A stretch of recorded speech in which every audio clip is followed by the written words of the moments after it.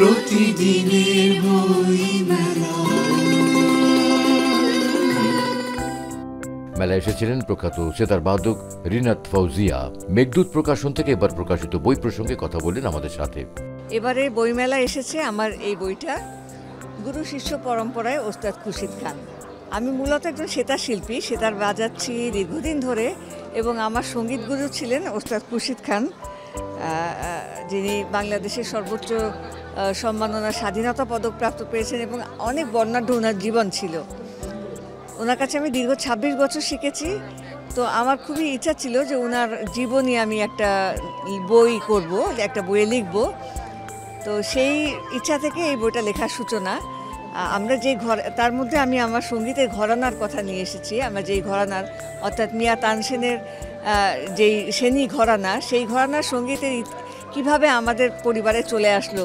ওনার বংশধর ওয়াজিদ খাঁর কাছে আমার দাদুরা ওস্তাদ আয়ত আলী খান এবং ওস্তাদ আলাউদ্দিন খান সঙ্গীত শিক্ষা করলেন, সেখান থেকে ওস্তাদ খুরশিদ খান শিখলেন, তার কাছ থেকে আমি শিখলাম।